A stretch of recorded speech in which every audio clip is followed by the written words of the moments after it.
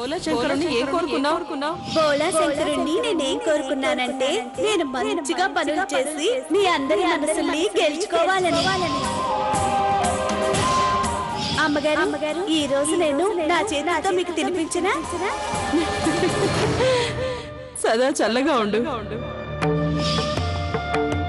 అమ్మగారు నేను మీ మనసులోని బాధని అర్థం చేసుకోగలను. నేను కూడా నా వంత హల్వాని పక్కన పెట్టాను. ఇంటికి తీసుకెళ్తాను. మా ఇంటి ఆయన కూడా తినిపిస్తాను. మీరు మనసులో అనుకోండి మీ దగ్గర వాళ్ళే హల్వా తిన్నారని.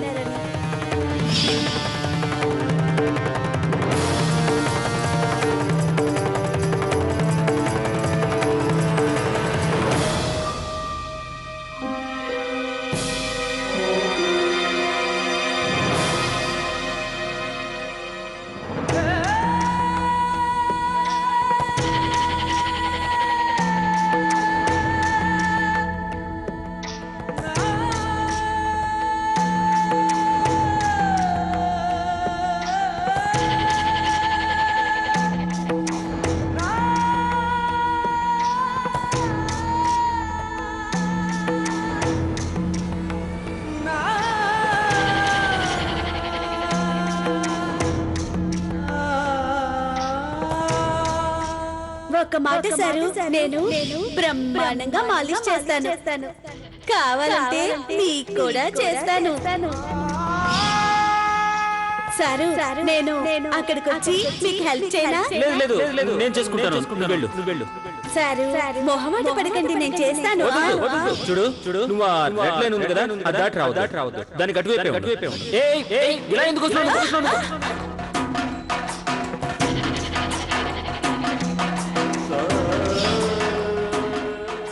నువ్వు రెడీ అయిపోయావు, కానీ నేను ఇంకా రెడీ అవ్వలేదు. కుకింగ్ క్లాసెస్ కి వెళ్ళాలిగా.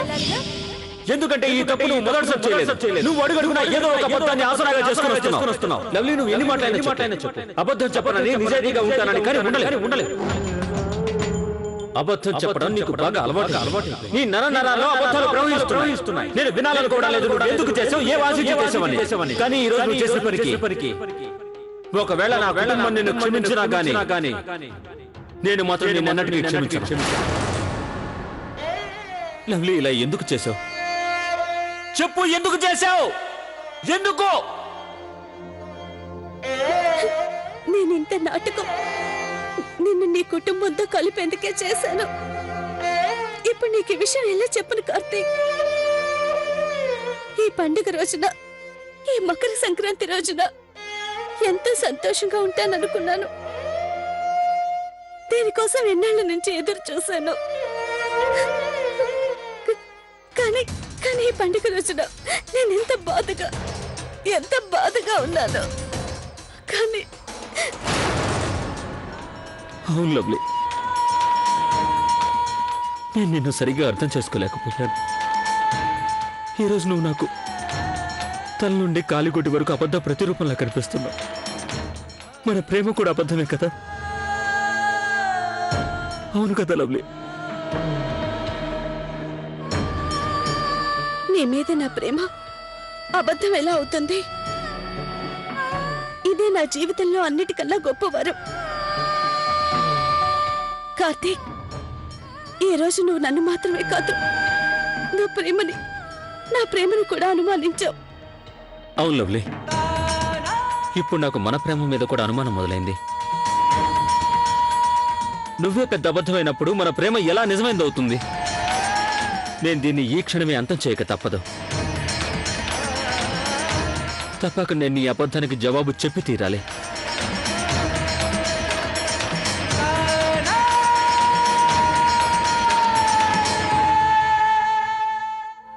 కానీ మావయ్య గారు, నాకేంటో చాలా భయంగా ఉంది. అత్తయ్య గారు తలుపులు ఎందుకు తెరవటం లేదు? ఎన్నో విధాలుగా ప్రయత్నించాక కూడా ఆవిడ జవాబు ఇవ్వడం లేదు. అదీ కాక మనం పైకి కూడా వెళ్ళలేం. మీకు తెలుసుగా ఆర్తి ఎలాంటిదో. ఈ స్థితిలో ఏం చేస్తే బాగుంటుంది? అదండి, నాకైతే చాలా భయంగా ఉందండి. పాపం అత్తయ్య, ఆవిడ మనసు ఎంత వేదన పడుతుందో ఏంటో చెప్పలేం కదా. కోపం, బాధ కలిసి ఆవిడ ఏదైనా కఠినమైన నిర్ణయం తీసుకుంటే అది చాలా కష్టంగా ఉంటుంది. అది మీనాక్షి దేవి గారు గాడ్ ప్రామిస్ నాకు బాగా తెలుసు. తెలియడం కాదు, చెప్పగలను. ఈసారి అమ్మగారు లవ్లీని ఇంటి నుంచి వెళ్ళగొట్టేస్తారు. కిట్టు గారు,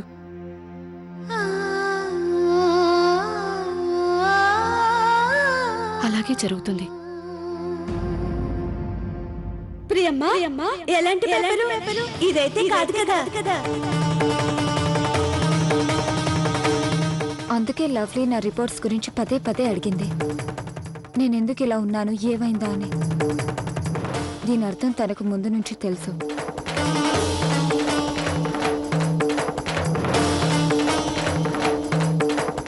ఏం తెలుసు తనకు?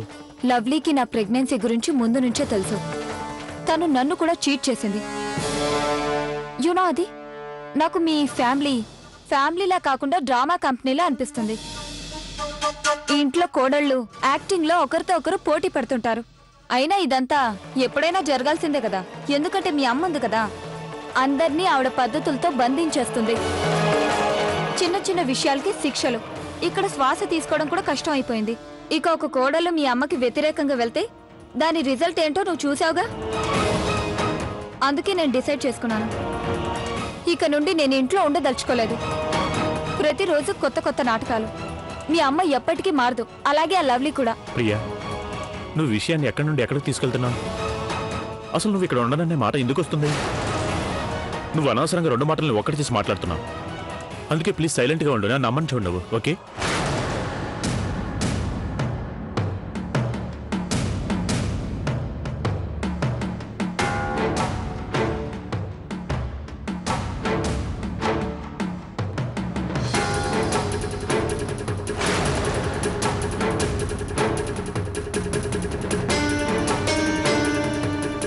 ఏ లవ్లీ, కార్తీక్ ఎక్కడికి వెళ్ళాడు?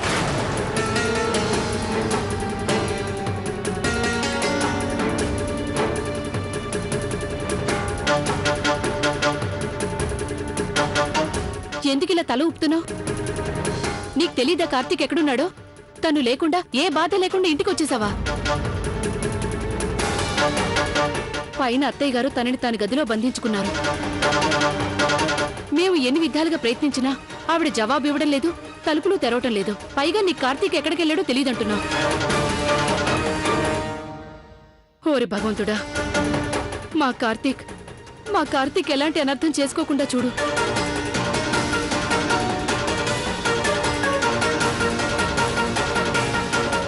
నాకైతే చాలా కంగారుగా ఉంది.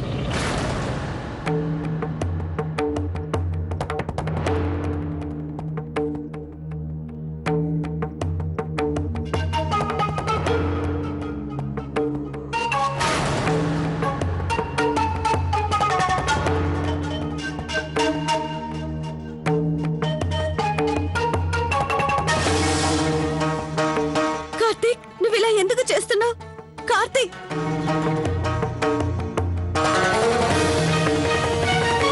నేను చెప్తున్నాను కదా Karthik, I'm sorry. Karthik please నా మాట విను. కార్తీక్,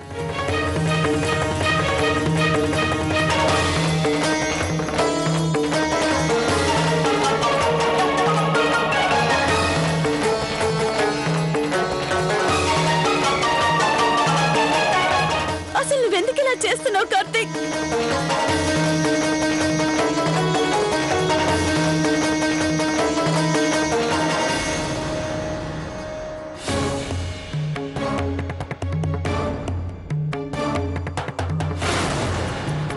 కార్తీక్, నువ్వెందుకు ఇలా చేస్తున్నావు? కార్తీక్,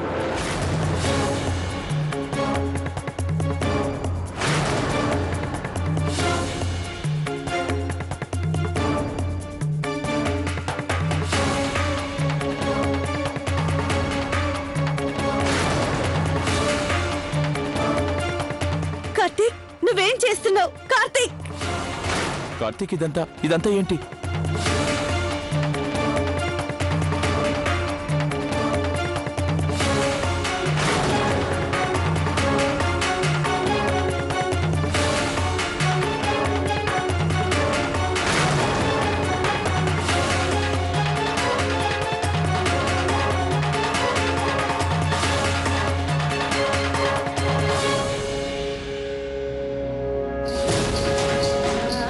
కార్తీక్,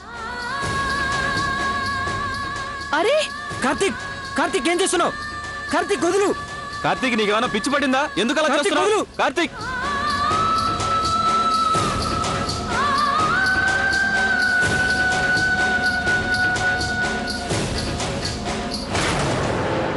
నన్ను వదలండి. ఈరోజు మీలో ఏ ఒక్కరు ఏమీ మాట్లాడద్దు.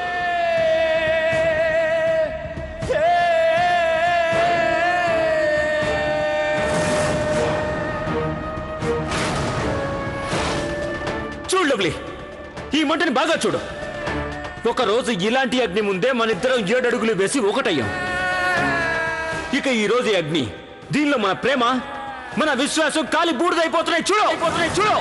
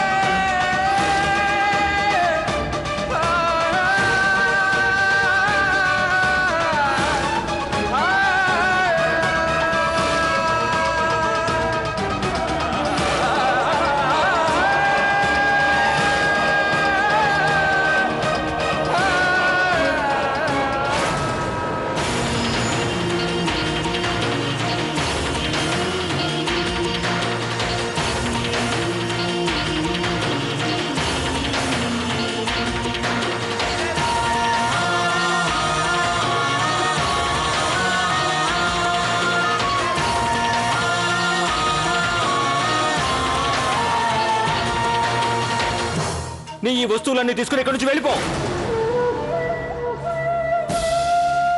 ఇక నా జీవితంలో నీకు ఎలాంటి చోటు లేదు.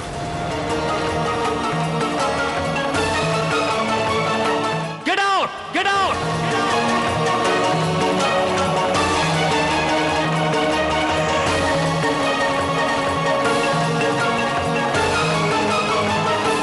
అత్తయ్య గారు, నా బాలు గోపాలుడి మీదొట్టు, మీ బోల శంకరుడి మీదొట్టు, నా మీదొట్టు. నేను మీకు అబద్ధం చెప్పి మీ మనసును నొప్పించాలని నేను అసలు అనుకోలేదు. నేను కోరుకున్నది ఇదే, ఈ కుటుంబం అంతా కలిసిమెలిసి ఉండాలని, అలాగే నన్ను మీరు కోడలుగా స్వీకరించాలని, అంతే, ఇంకేం లేదు. చాలు లవ్లీ, చాలు లవ్లీ, చాలు లవ్లీ. ఈ నాటకం ఇంతటితో ఆపు. నీ వస్తువులు తీసుకొని ఇంటి నుంచి వెళ్ళిపో. ఇంటి నుంచి వెళ్ళిపో.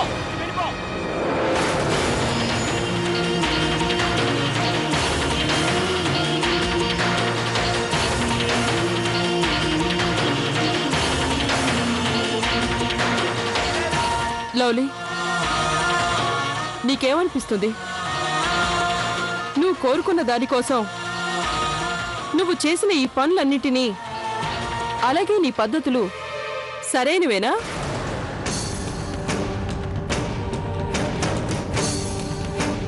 ఎప్పుడైతే నువ్వు మా ఇంటికి వచ్చావో ఆ క్షణం నుంచే నువ్వు మా పద్ధతుల్ని, క్రమశిక్షణని ఎన్నో ప్రశ్నలతో విభేదించేశావు.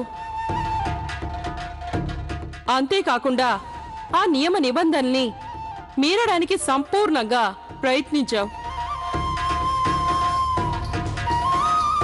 వాటిని కప్పిపుచ్చేందుకు నువ్వు లెక్కలేనన్ని అబద్ధాలు చెప్పావు.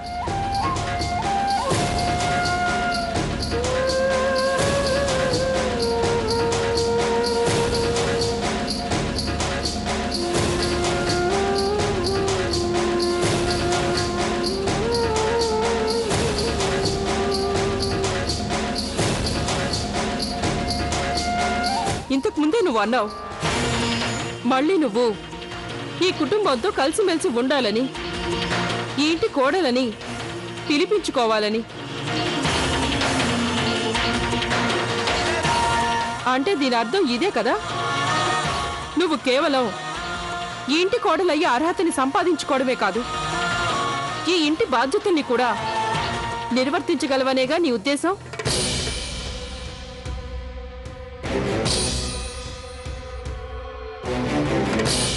నేను సరిగ్గానే చెప్పానా? అలాగే కానివ్వు లవ్లీ.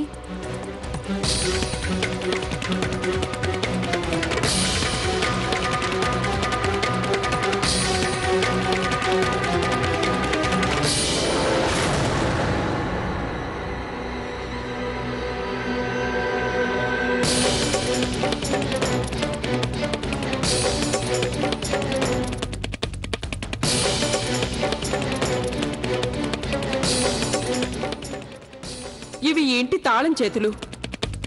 నేను కోరుకునేదేంటంటే రాబోయే 15 రోజుల వరకు నువ్వు ఈ ఇంటిని నడిపించు.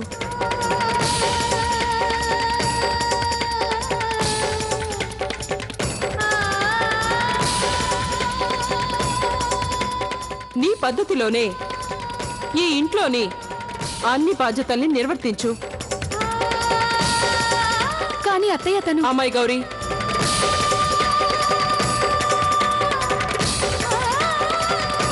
నువ్వు చేసే ఈ పనిలో ఏ ఒక్కరూ నీకు సాయం చేయరు. ఇది నీకు దండనే కాదు, ఒక పరీక్ష కూడా.